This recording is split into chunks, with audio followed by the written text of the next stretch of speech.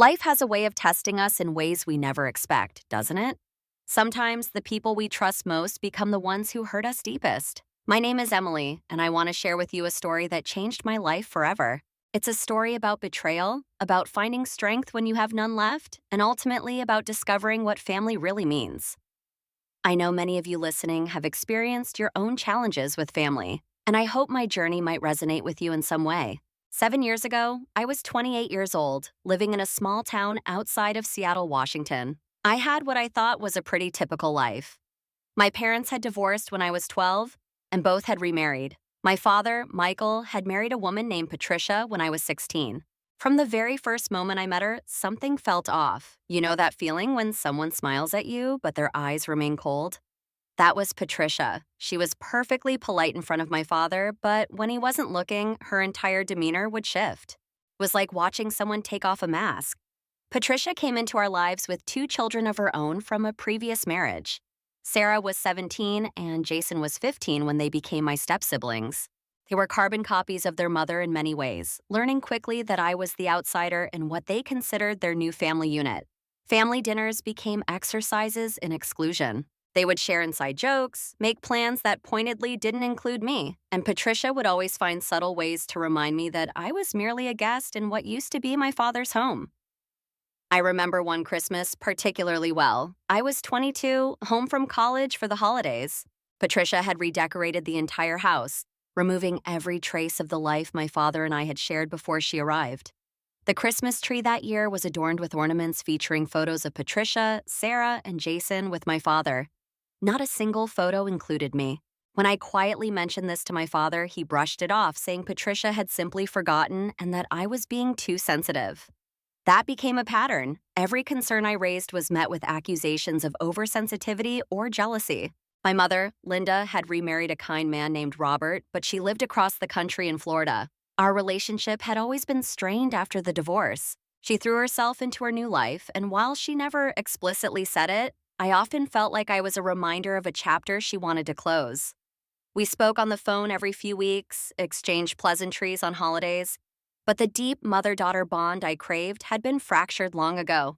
As the years passed, Patricia's subtle warfare against me intensified. She would accidentally forget to tell me about family gatherings, claim she didn't know I was coming for visits when there would mysteriously be no guest room prepared, and she had a talent for twisting my words to make me sound ungrateful or difficult in front of my father. Sarah and Jason followed her lead perfectly, treating me with barely concealed disdain whenever we crossed paths.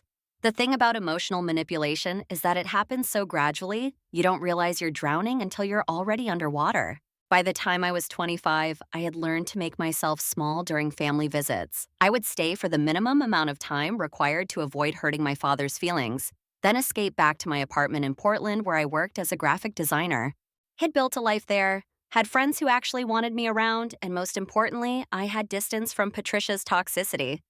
But Patricia wasn't content with just making me uncomfortable. I realized now that she had been planning something much more sinister. Looking back, there were signs I should have noticed. She began mentioning my father's retirement savings more frequently, talking about their plans for the future that seemed to revolve entirely around financial security. She would make comments about inheritance that felt oddly pointed, always when my father wasn't within earshot. The explosion came on a Thursday evening in March, just after my 28th birthday. I had driven up to Seattle for what I thought would be a simple birthday dinner with my father. Patricia had actually suggested it, which should have been my first red flag. She never suggested including me in anything. But I was hopeful, maybe foolishly so, that she was finally making an effort. The dinner started normally enough. We went to my father's favorite steakhouse, the one where he used to take me for special occasions when I was younger. Patricia was unusually chatty, asking about my work, my life in Portland, whether I was dating anyone. Sarah and Jason were there too, both eerily pleasant. Looking back, it felt like the calm before a storm. After dinner, we went back to their house for dessert. Patricia had made a cake, another unusual gesture. We were sitting in the living room, and I remember feeling something close to happiness. Maybe, I thought, we could finally be a real family. That's when Patricia's demeanor suddenly changed. She became quiet, then visibly upset. She started crying, and when my father asked what was wrong, she could barely speak through her tears. What came next still feels surreal, even after all these years. Patricia claimed that I had touched her inappropriately while we were alone in the kitchen earlier. She said I had cornered her, made advances, and when she rejected me, I had become aggressive. The words coming out of her mouth were so shocking, so completely fabricated, that at first I couldn't even process what was happening. I remember the room spinning. I remember looking at my father's face as it transformed from concern to horror to rage. Tried to speak. Tried to explain that I had never been alone with Patricia in the kitchen, that I had been in the bathroom when she was preparing the cake, but my words seemed to evaporate in the air. Sarah and Jason immediately rallied around their mother, claiming they had noticed me acting strangely all evening. It was coordinated, rehearsed, and devastating in its effectiveness. My father's reaction broke something inside me that I don't think will ever fully heal. Without asking for my side, without a moment's hesitation, he stood up and pointed to the door. His exact words are burned into my memory. "Get out of my house and never come back. You're not my daughter anymore." The man who had taught me to ride a bike, who had stayed up with me through nightmares, who had been my hero throughout my childhood, discarded me like garbage based on nothing but Patricia's tears. I drove back to Portland that night in a state of shock. My hands shook so badly I had to pull over twice. When I finally made it home, I called my mother, desperate for someone to believe me, to help me make sense of what had just happened. Her response was another knife to the heart.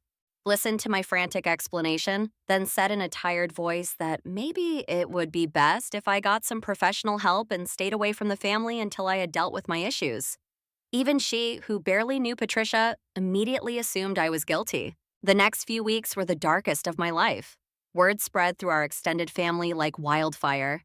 Cousins I had grown up with blocked me on social media. Aunts and uncles who had known me since birth sent messages calling me sick and telling me to stay away from their children. My grandmother, who had always been my safe haven, left me a voicemail saying she was praying for my soul but couldn't have someone like me in her life. I lost more than my family during that time. Several mutual friends, people who knew both me and my family, distanced themselves. My reputation in my hometown was destroyed. I received anonymous messages calling me horrible names, threatening me if I ever showed my face in Seattle again. The accusation had taken on a life of its own, growing and morphing as it passed from person to person. I tried everything to clear my name. I sent emails explaining my side of the story, left voicemails begging for just one family member to hear me out. I even consulted a lawyer about defamation, but without proof of Patricia's lies, and with the entire family united against me, there was little I could do. The lawyer gently suggested that sometimes the best course of action is to start fresh somewhere else. The isolation was suffocating. I would go days without speaking to anyone except for necessary interactions at work. I stopped eating properly, stopped sleeping. My work suffered, and I eventually lost my job. With no family, few friends left, and my professional life in shambles, I made the decision that saved my life. I had to leave. A college friend named Marcus lived in Toronto, Canada. He was one of the few people who believed me completely, who knew me well enough to know I was incapable of what Patricia had accused me of. He offered me a place to stay while I figured out my next steps. With nothing left to lose, I packed what I could fit in my car and drove north, leaving behind everything I had ever known. Starting over in a new country at 28 felt like being reborn into a world where I didn't know the rules. The first year was brutal. Struggled with the legal aspects of working in Canada, took whatever freelance design jobs I could find, and battled depression that threatened to swallow me whole. There were nights when I would lie awake wondering if Patricia had won, if she had successfully destroyed me. But slowly, painfully, I began to rebuild. I found a therapist who specialized in family trauma and false accusations. For the first time, someone professional validated what I had been through. She helped me understand that Patricia's actions were calculated, that I had been the victim of a sophisticated manipulation designed to remove me from my father's life and, more importantly, from any claim to inheritance or family assets. It was during my second year in Toronto that I met Daniel. He was working at a coffee shop I had started frequenting, mostly because it was one of the few places where I felt anonymous enough to exist without the weight of my past. Daniel had this way of making everyone feel seen. He remembered my order after just 2 visits, always asked how my day was going in a way that suggested he actually wanted to know the answer. Our friendship developed slowly. I was terrified of letting anyone close enough to hurt me again, but Daniel was patient in a way that felt revolutionary to someone who had been discarded so easily. When I finally told him my story, over coffee that had long gone cold, I expected him to make excuses to leave, to look at me with the same disgust my family had. Instead, he reached across the table, took my hand, and said 5 words that changed everything. I believe you. I'm sorry. Daniel and I fell in love gradually, then all at once. He helped me remember who I was before Patricia's lies had torn my life apart. He encouraged me to return to design work, helped me build a portfolio, and celebrated with me when I landed my first real job at a Canadian design firm. 2 years after we met, he proposed in that same coffee shop where we had first spoken. Said yes through tears that were, for the first time in so long, born of joy rather than pain. We married in a small ceremony with just a handful of friends. I had no family there, of course, but Daniel's family embraced me as their own. His mother, Grace, became the maternal figure I had been missing for so long. She never pushed for details about my past, but made it clear that I was her daughter now, that I belonged. When I became pregnant with our son, Oliver, I was terrified. What if I was broken in some fundamental way? What if the trauma I had experienced would somehow damage my ability to be a good mother? But the moment they placed him in my arms, I knew that everything I had been through had led me to this moment. This tiny person was my chance to build the loving, stable family I had always craved. Raising Oliver with Daniel in our cozy Toronto home felt like living in a different universe from the one where Patricia had destroyed my life. We created traditions that were entirely our own, built a community of chosen family who loved and supported us. Oliver grew up surrounded by people who demonstrated every day what unconditional love looked like. Daniel's parents became the grandparents I couldn't give him from my side, and they filled that role with enthusiasm and love. 5 years into our marriage, when Oliver was 3, I received a message that shook the carefully constructed peace I had built. It was from my cousin Emma, one of the few family members who had initially cut me off but had always seemed slightly uncomfortable with the situation. Her message was brief but devastating. Patricia had been caught in an affair. During the divorce proceedings, she had admitted to fabricating the entire accusation against me. She had wanted me out of the picture to ensure her complete control over my father's assets. I sat with that message for hours, unable to move. Daniel found me still staring at my phone when he came home from work. The vindication I had dreamed of for years had finally arrived, but it felt hollow. 5 years of my life had been stolen. 5 years of being treated like a pariah, of rebuilding from nothing, of learning to live with the weight of false accusations. And for what? Money. Patricia had destroyed my life for money. The messages started flooding in after that. Family members who had been so quick to condemn me suddenly wanted to reconnect. My phone rang constantly with numbers I had long since deleted. Emails poured in with apologies, explanations, and requests for forgiveness. Each one felt like another wound. Where had these people been when I needed them? Why had my word meant so little that they hadn't even questioned Patricia's story? My mother was the first to leave a voicemail. I couldn't bring myself to listen to it for days. When I finally did, her tears were evident in every word. Begged for my forgiveness, said she couldn't sleep knowing what she had done to me. She wanted to fly to Toronto, to meet her grandson, to try to repair what had been broken. Part of me wanted to let her. The little girl inside me who had always craved her mother's love wanted to say yes, to pretend the last 5 years hadn't happened. But I wasn't that little girl anymore. I was a woman who had been forced to rebuild herself from ash and dust. I was a mother who knew what it meant to protect her child. I was a wife who had learned what real love looked like. The family that had discarded me so easily didn't get to waltz back into my life just because the truth had finally come to light. My father's voicemail came next. His voice was broken in a way I'd never heard before. He apologized over and over, said he had been a fool, that he wanted to make things right. He mentioned that he had left Patricia, that he had rewritten his will to include me again, that he would do anything to have his daughter back. But here's the thing about trust: once it's shattered, you can piece it back together, but the cracks always show. I discussed it endlessly with Daniel, with my therapist, with the family I had chosen. Everyone supported whatever decision I made, but I could see in Daniel's eyes that he was worried. Not about losing me to my old family, but about me opening wounds that had finally started to heal. Oliver was my compass in making the decision. Looking at my son, I knew I could never abandon him based on someone else's words. Could never look at him with disgust and tell him he wasn't my child anymore, no matter what anyone said. The decision to maintain no contact wasn't about punishment or revenge. It was about protecting the life I had built, the peace I had found, and the family that had chosen me when my blood family had thrown me away. I sent one final email to both my parents, explaining that I had moved on, that I wished them well, but that our relationship had ended the night they chose to believe Patricia over me. I asked them not to contact me again. Some people didn't understand. They said I was being too harsh, that everyone makes mistakes, that family deserves second chances. But those people hadn't lived through the isolation, the shame, the complete destruction of everything they had known. They hadn't had to rebuild their entire identity in a foreign country while carrying the weight of false accusations. They hadn't learned the hard way that sometimes family is just a word, and the people who share your DNA aren't always the ones who deserve your love. My father's health declined rapidly after the divorce. Emma kept me updated through occasional messages, though I had asked her not to.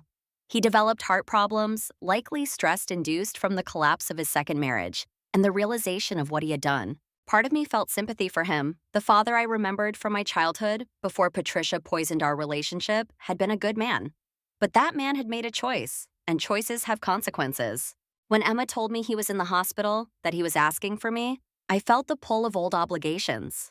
Daniel held me as I cried that night, not because I was going to see him, but because I wasn't. It's a strange kind of grief, mourning someone who is still alive, mourning the relationship that should have been strong enough to withstand lies. My father passed away on a Tuesday morning in October. Emma called to tell me, her voice gentle but strained. He had asked for me until the end, she said. My mother was devastated, despite their divorce years earlier. The funeral would be that weekend, and I was welcome to attend. More than welcome, she emphasized. The family wanted me there. I thanked Emma for letting me know and declined the invitation. Daniel asked me several times if I was sure, reminded me that this would be my last chance to see my father. But I had said goodbye to my father years ago, standing in his living room while he pointed at the door.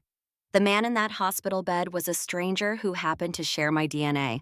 Instead of attending the funeral, I took Oliver to the park that day. We fed ducks and played on the swings. He laughed with the pure joy that only children possess, and I remembered that this was what mattered. This moment, this child, this life I had built from the ruins Patricia had left behind. My father was being laid to rest miles away, but I was here, present for my son, in a way my parents had never been present for me when I needed them most.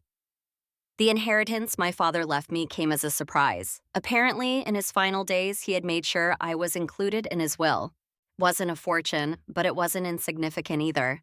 I struggled with whether to accept it. Daniel thought I should, said it was the least I was owed after everything. My therapist suggested that I could view it as compensation for the years stolen from me, or I could donate it if keeping it felt wrong. In the end, I kept it. Not because I wanted anything from my father, but because I realized that money was all he had left to give. It went into Oliver's education fund, a practical use for a complicated gift. Perhaps one day I'll tell Oliver about his grandfather, though I'm not sure what story I'll share. Maybe I'll focus on the early years, before everything went wrong, when my father was my hero and the world felt safe. My mother continues to reach out periodically. She sends birthday cards for Oliver that I don't give him, emails on holidays that I don't read. I know for sometimes, but one Oliver. I thought I would stay in the Pacific Northwest, maintain relationships with my parents despite their flaws, maybe even find a way to coexist peacefully with Patricia. Instead, I've learned they were there not for it's some. I hope the scar I'm Emily, who survived the worst betrayal imaginable and came out the other side whole. When Oliver asks about grandparents, as all children eventually do, I tell him that families come in all shapes and sizes. Some people have lots of grandparents, some have a few, some have none. What matters is the love you have, not the number of people in your family tree. He accepts this with the easy wisdom of children, more interested in the present than the past. Daniel and I have agreed that when he's older, if he asks for more details, we'll tell him an age-appropriate version of the truth, but for now, he doesn't need to carry the weight of our history. The holidays are sometimes hard. When I see intact families gathering, grandparents doting on grandchildren, cousins playing together, I feel a pang of loss for what Oliver and Grace won't have from my side. But then I look around our own holiday gatherings filled with Daniel's family and our chosen family, and I realize they're not missing anything. They're surrounded by love, just in a different configuration than traditional families. I've learned to mother myself in the ways I needed when I was 28 and alone. I speak to myself with the kindness my mother should have shown. I protect myself with the fierce loyalty my father should have demonstrated. I've become my own parent in many ways, healing the child inside me who was so brutally abandoned. It's ongoing work, but essential for breaking the cycle. My business has grown beyond what I ever imagined. What started as freelance work to survive has become a successful design consultancy. I employ 3 other designers now, all women who, like me, were starting over for various reasons. We've created a supportive environment where everyone's story is believed, where second chances are given freely. It's my way of putting good into the world, of being the support system I desperately needed years ago. Daniel remains my anchor through it all. He's never once suggested I should reconcile with my family for his sake or for the children's. He's never made me feel like my baggage is too heavy. Instead, he carries it with me, making it lighter by sharing the load. When the anniversaries of difficult days come around, the day I was accused, the day I left, the day I learned the truth, he simply holds me closer and reminds me that we're building something better. Sometimes wonder if my story will help others who have been falsely accused, who have been abandoned by those who should have protected them. I hope someone listening knows they're not alone, that it's possible to rebuild after a complete devastation. It takes time, more time than you think you have. It takes support, whether from friends, chosen family, or professionals. Most importantly, it takes the courage to believe that you deserve better than the hand you've been dealt. The future stretches out before us now, full of possibility. Oliver will start school soon, make friends, play sports, or join clubs. Grace will arrive in winter, transforming our family of 3 into 4. Daniel and I will continue building our life together, facing whatever challenges come with the strength we've developed through surviving the impossible. My biological family will continue existing somewhere in the background, but they're no longer part of my story. This is what I want anyone listening to understand. Sometimes the family you're born into isn't the family you're meant to have. Sometimes betrayal opens the door to blessings you couldn't have imagined. Sometimes the worst thing that happens to you becomes the catalyst for the best things in your life. I wouldn't wish what I went through on anyone, but I can't regret the path that led me to Daniel, to Oliver, to Grace, to this life I've built with my own hands. Every morning, I wake up in a home filled with love.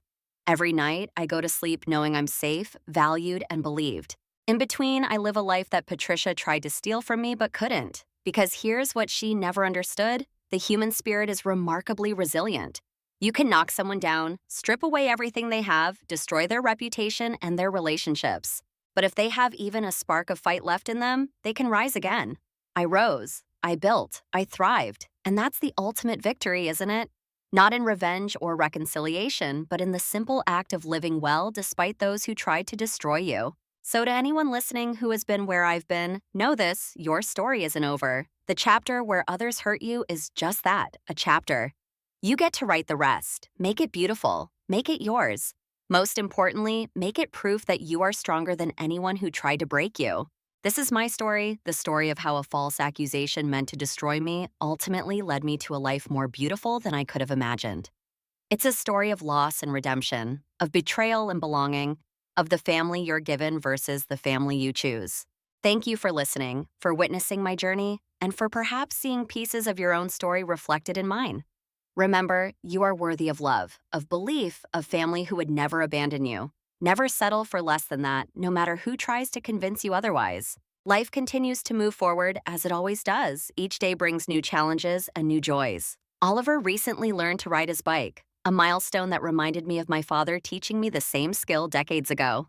But instead of sadness, I felt only pride as Daniel ran alongside our son, encouraging him with the patience of a father who will never abandon his child. These are the moments that heal us, though, that remind us why we fought so hard to get here. As I prepare for Grace's arrival, setting up her nursery with the same care I gave Oliver's, I think about the mother I want to be versus the mother I had. I want to be the soft place to land, the fierce protector, the unwavering believer. I want my children to know that no accusation, no outside force, no amount of money could ever make me turn my back on them.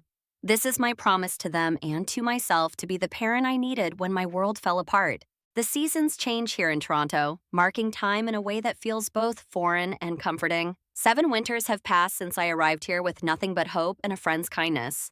7 springs have brought renewal, each one a little easier than the last. As I watch the leaves fall outside our window while Oliver colors at the kitchen table, I'm struck by how ordinary this moment is. How beautifully, perfectly ordinary. This is what victory looks like: not grand gestures or dramatic confrontations, but quiet moments of peace in a life rebuilt from scratch.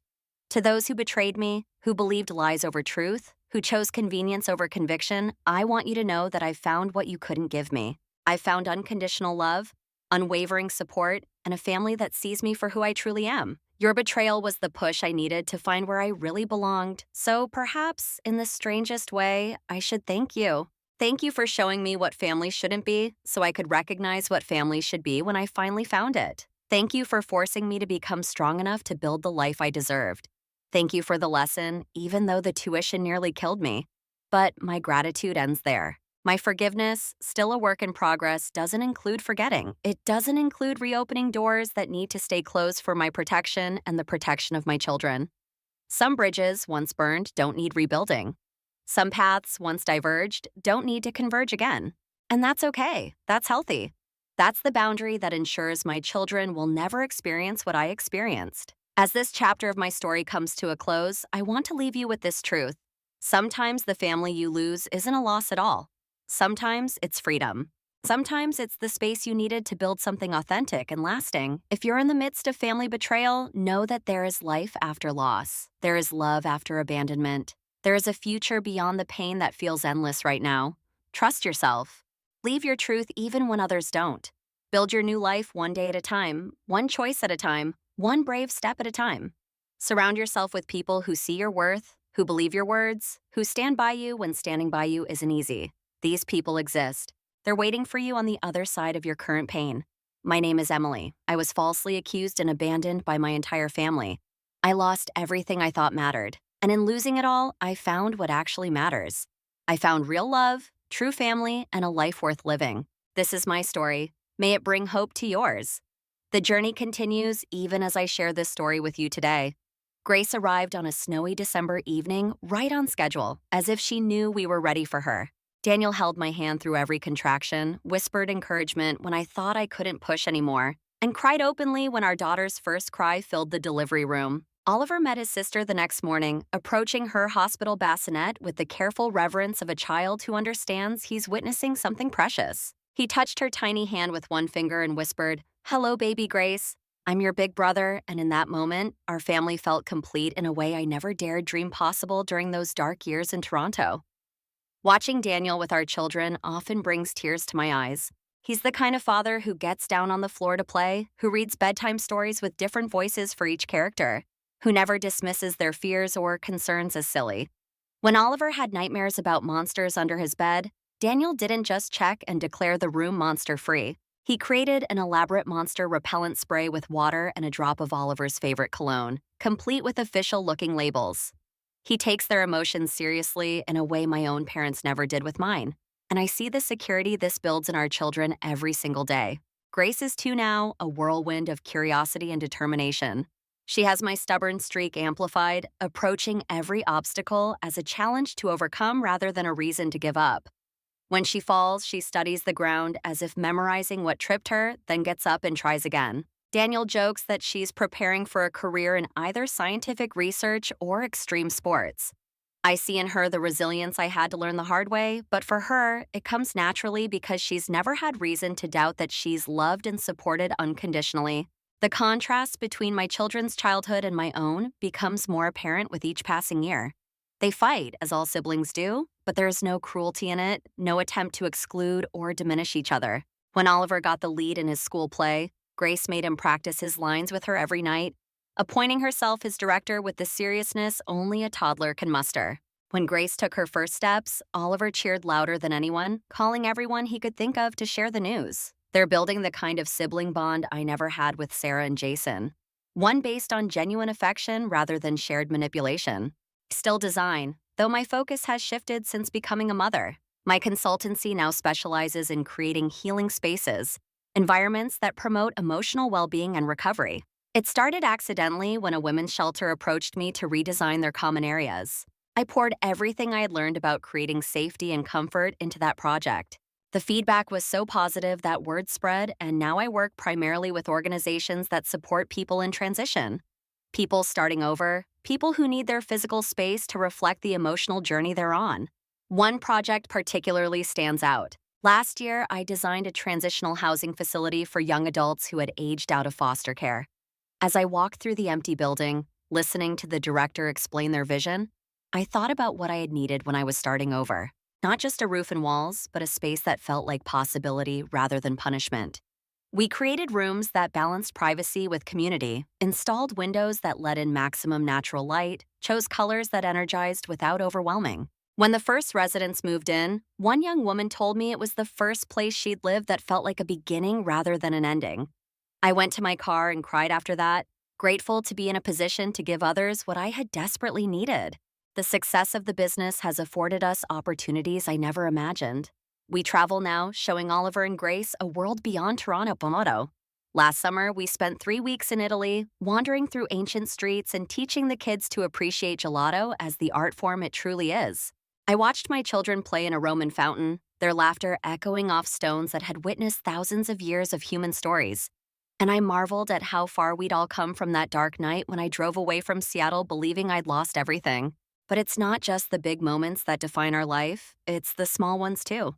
The way Daniel brings me coffee every morning, prepared exactly how I like it without having to ask. Way Oliver still wants to hold my hand when we cross streets, even though he's getting to an age where such things might embarrass him.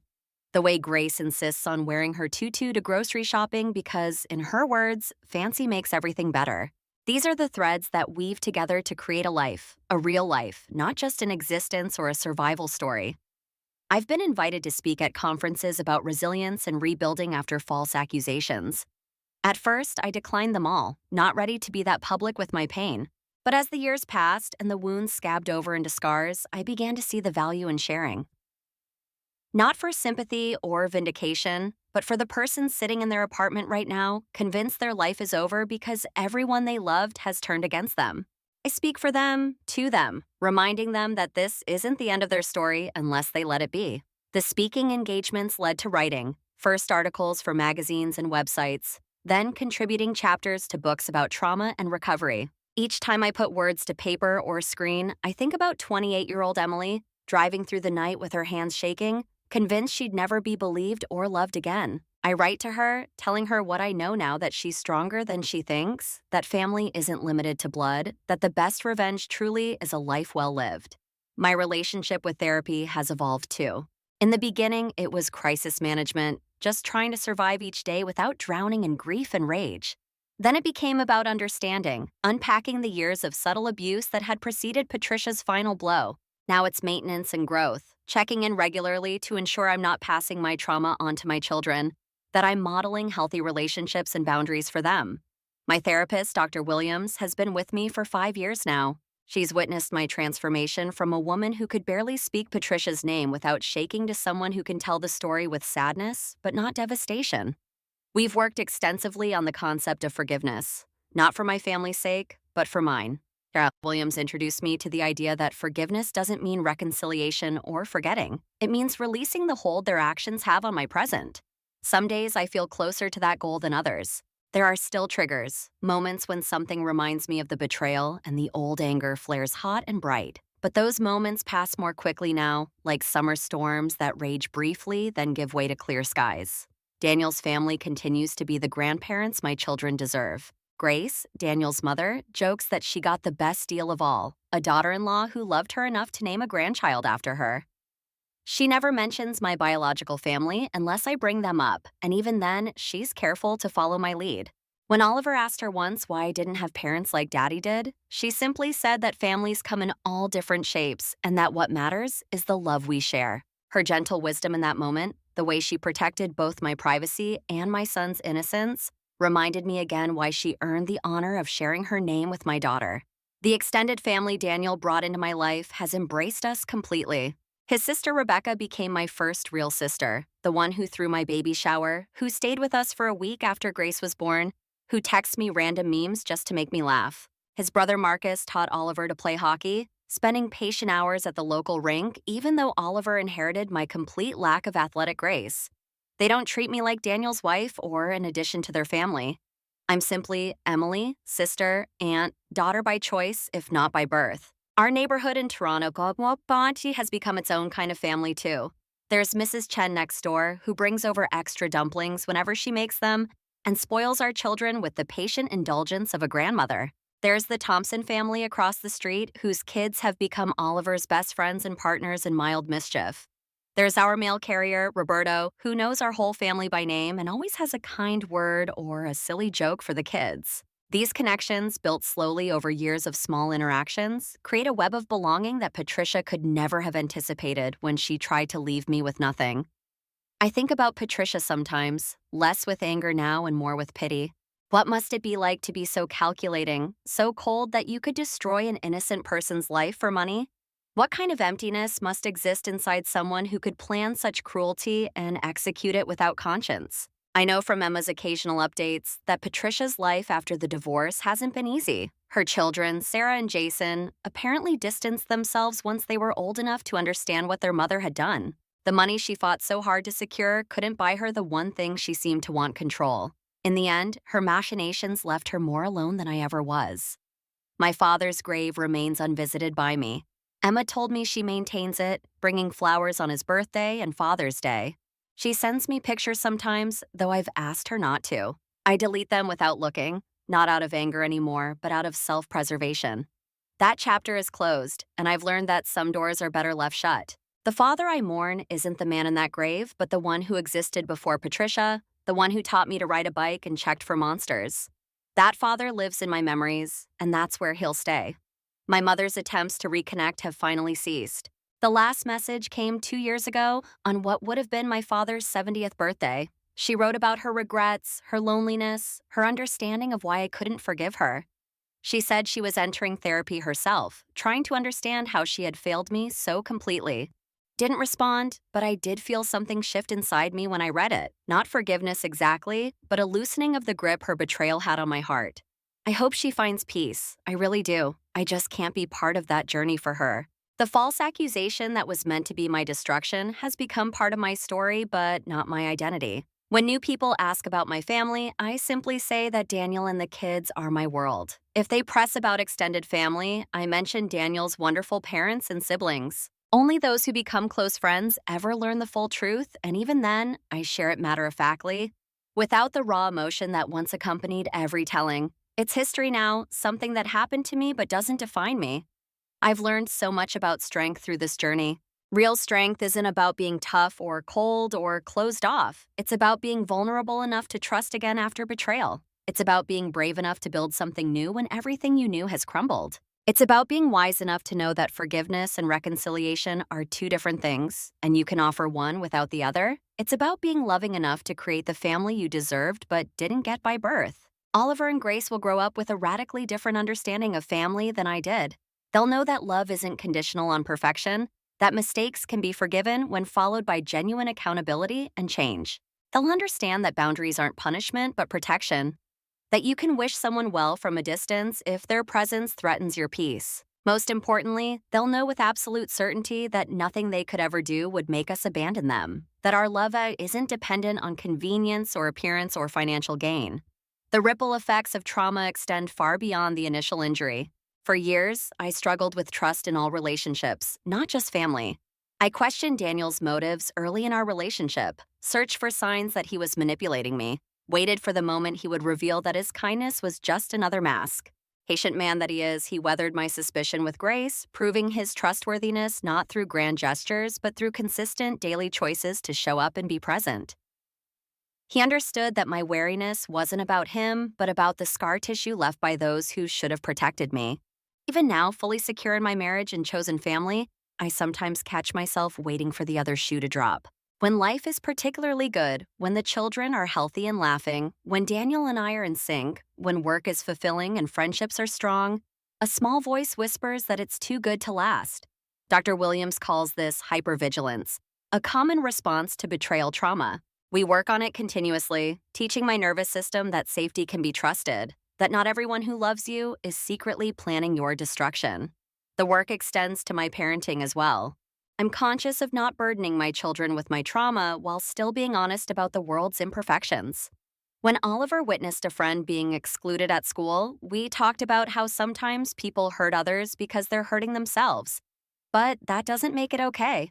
When Grace asks why some families look different from ours, we discuss how love makes a family, not any particular configuration of people. I'm raising them to be both trusting and discerning, kind but not naive, forgiving but not foolish. Building this life has been like constructing a house on ground that once seemed too shaky to support anything. Each choice to trust, to love, to believe in goodness has been like laying another brick. Some days the foundation felt solid.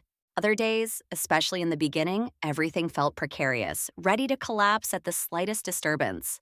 But brick by brick, choice by choice, day by day, we built something sturdy and beautiful. Now, years later, this life feels as permanent and real as the one I lost once felt, but with the added strength that comes from being consciously chosen rather than simply inherited. I often think about the butterfly effect, how Patricia's cruel lie set off a chain of events that led me to this exact life. If she hadn't accused me, would I have eventually moved to Toronto anyway? Would I have met Daniel? Would Oliver and Grace exist? It's a mind-bending thought that the worst thing that ever happened to me directly led to the best things in my life. I wouldn't wish the pain on anyone, wouldn't choose to go through it again, but I can't regret the path when I see where it's led. The community of survivors I've connected with through my speaking and writing has become another unexpected family. We share understanding that doesn't require explanation. When I get emails from people who've read my articles, telling me their own stories of false accusations and family betrayal, I remember feeling so desperately alone and believing I was the only person this had ever happened to. Now I know better. We're a reluctant fellowship bound by experiences we wouldn't wish on anyone but strengthened by the knowledge that survival is possible. One woman, Martha, became a particularly close friend. She had been accused by a family member of theft, a lie designed to cover the accuser's own gambling addiction. Like me, Martha lost everyone overnight. Like me, she had to rebuild from nothing. Unlike me, she didn't have a Daniel or a Marcus to believe in her. She rebuilt alone, brick by brick, until she created a life of purpose and meaning. We meet for coffee monthly when she's in Toronto, two women who understand without words the weight of being falsely accused by those who should have protected you. The question of whether I'll ever tell my children the full truth weighs on me. Right now, they're too young to understand the complexities of adult cruelty and manipulation. But someday, they'll be old enough to hear the story and form their own opinions. I worry about how it might change their worldview to know that family can betray so completely. I also worry about keeping such a significant part of my history from them. Daniel and I have agreed to revisit the conversation as they grow, to find age-appropriate ways to share truth without burdening them with adult pain. For now, we focus on giving them what every child deserves: security, love, and the absolute certainty that home is a safe place. Breaking generational cycles neither Daniel nor I fully understood until we became parents ourselves. He grew up in a loving home, but one where emotions were rarely discussed openly. I grew up in a home that fractured early and never properly healed. Together, we're creating something new, a family culture that values emotional honesty, that makes space for all feelings, that treats mistakes as learning opportunities rather than unforgivable sins. The anniversary of the accusation comes and goes each year with less fanfare. The first few years, March was a month of dread and regression. I would feel the old wounds tearing open as the date approached. Would have nightmares about that dinner, that living room, those words that changed everything. Now, 7 years later, the date often passes without conscious recognition. When I do remember, it's with a sort of distant sadness, like recalling a tragedy that happened to someone else. Someone I used to be, but am no longer. This year, the anniversary fell on a Thursday, just like the original event. I only realized it that evening when Daniel mentioned the date while helping Oliver with homework. For a moment, the old chill ran through me, but then Grace climbed into my lap with a book, demanding a story about the princess who fights dragons instead of waiting for rescue. As I read to her, making up battles and victories, I thought about how I had become my own dragon slayer, my own rescuer. The princess in our made-up story didn't need anyone to save her because she had saved herself. And that felt like the most important lesson I could teach my daughter. The financial stability we've achieved allows us to help others in ways that feel like completing a circle. We sponsor families at the women's shelter I designed, providing not just money, but mentorship and support. I remember what it felt like to have nothing, to start over with only the clothes I could fit in my car, and I'm grateful to be in a position to ease that journey for others. It's not charity, it's solidarity. It's remembering that we're all just one false accusation, one betrayal, one catastrophic event away from needing the kind of help I was lucky enough to receive. Last month, I received an unexpected call from Emma. My stepbrother Jason had reached out to her, wanting to convey an apology to me. Apparently, years of therapy had helped him understand his role in his mother's manipulations. He wanted me to know that he was sorry, that he had been young and under his mother's influence, but that wasn't an excuse. Emma asked if she could give him my contact information. I thought about it for days, discussing it with Daniel and Dr. Williams. In the end, I declined. Some apologies come too late to matter. Jason was part of a life I've left behind, and while I appreciate his growth and self-reflection, I don't need his apology to continue healing. The boundaries I've built aren't walls of anger, but shields of protection. They allow me to live fully in the present without being pulled backward into old pain. They let me be a mother without the shadow of my own mother's betrayal darkening my relationships with my children. They enable me to love Daniel completely without reservation or comparison to those who claim to love me but proved otherwise. Boundaries, I've learned, aren't about punishment. They're about preservation of the self, the life, and the family I've worked so hard to build. As I near the end of sharing this story with you, I want to acknowledge something important. Not everyone gets a Daniel. Not everyone finds a Marcus who believes them, a chosen family who embraces them, or children who heal their heart. Some people rebuild alone, and their strength is no less valid, their healing no less real. If you're listening to this in the midst of your own false accusation, your own family betrayal, your own dark night of the soul, please know that your path to healing might look nothing like mine, and that's okay. The destination matters more than the route survived, rebuilt, reclaimed. The truth has a way of surfacing eventually, as it did in my case. But I want to be clear about something. Patricia's confession didn't heal me. My family learning the truth didn't vindicate me in any way that mattered. By the time the lies were exposed, I had already done the hard work of rebuilding. I had already proven my worth to myself. The truth was just a footnote, not a resolution. Real healing comes from within, from the choice to keep going when everything screams at you to stop, from the decision to trust again when trust seems foolish, from the determination to build something beautiful from the rubble of what was destroyed. If Patricia were to contact me tomorrow with a full apology, it would change nothing. If my mother showed up at my door with tears and explanations, I would gently but firmly ask her to leave. If my father could somehow speak from beyond the grave to express his regret, I would thank him for the good years before Patricia and wish his spirit peace. But none of these hypothetical apologies would alter my present or future. The work of forgiveness, such as it is mine to do for my own peace. Their participation isn't required or particularly wanted. I choose to end this story not with bitterness, but with gratitude. Gratitude for Marcus, who opened his home to a broken friend. Gratitude for Daniel, who saw through the damage to the person I could become. Gratitude for Grace, who showed me what maternal love should look like. Gratitude for every person who chose to believe me when believing was an act of faith. Gratitude for therapists and fellow survivors who lit the path forward. Gratitude for Oliver and Grace, who gave me purpose when I had none. Even in the strangest way, gratitude for the experience itself, for teaching me that I'm stronger than I knew, more resilient than I imagined, more capable of creating joy from sorrow than I ever suspected. This story, my story, is ultimately about transformation. It's about the alchemy of turning betrayal into boundaries, abandonment into independence, false accusations into unshakable truth. It's about learning that sometimes the family you lose clears space for the family you need. It's about discovering that rock bottom can be the foundation for something magnificent if you are brave enough to build. To my biological family, should any of you ever hear this, I want you to know that I'm okay. More than okay. I'm thriving in ways you never allowed me to when I was in your orbit. Your absence from my life is not a wound anymore, but a gift. You taught me what family shouldn't be, and in doing so, you freed me to create what family should be. I hope you found peace with your choices. I've certainly found peace with mine. To Patricia specifically, I want to say this: your plan worked, just not how you intended. You wanted me out of the family, and I left. You wanted me to have no claim on my father's money, and I need none. You wanted to secure your position and your future, and I hope it's everything you dreamed it would be. But while you were playing chess with people's lives, I was learning to play a different game entirely. One where winning isn't about defeating others, but about building something worth protecting. One where success is measured in children's laughter and quiet mornings with someone who loves you truly. You may have won the battle you staged, but I won the life that came after. And finally, to everyone listening who recognizes their own pain in my story, remember this: your accusers may never admit the truth. Your family may never see their mistake. The vindication you crave may never come from external sources. That doesn't mean you can't vindicate yourself through the life you choose to live.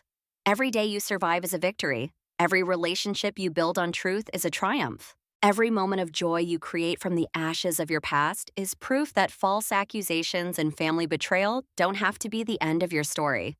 They can be, if you're brave enough to write it, just the beginning of something far better than what you lost. Because what you build for yourself can never be taken away by someone else's lies. What you create from love is stronger than what others destroy with hate. And who you choose to become after betrayal is more important than who abandoned you in your hour of need. My name is Emily. 7 years ago, a lie destroyed my life.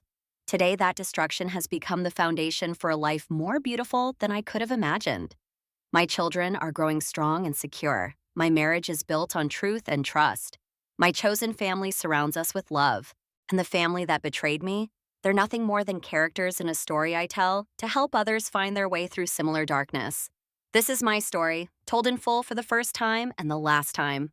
May it bring hope to the hopeless, strength to the struggling, and peace to those still fighting battles that began with someone else's lies. You are not alone. You are not defined by what was done to you. You are powerful beyond measure, capable of rebuilding beyond your wildest dreams. The future stretches before all of us, bright with possibility. For me, it holds first days of school and birthday parties, anniversaries with Daniel, and holiday gatherings with chosen family. It holds the privilege of watching my children grow into whoever they're meant to be, secure in the knowledge that they are unconditionally loved. It holds continued healing, continued growth, continued joy in a life that almost wasn't but now couldn't be any other way. Thank you for listening to my journey. Thank you for holding space for this truth. And thank you for perhaps seeing in my story the possibility of your own phoenix rise from whatever ashes you're currently standing in. The fire that was meant to destroy you can, if you let it, forge you into something unbreakable. Let it rise. Build, thrive. Your real family is waiting for you on the other side of the flames.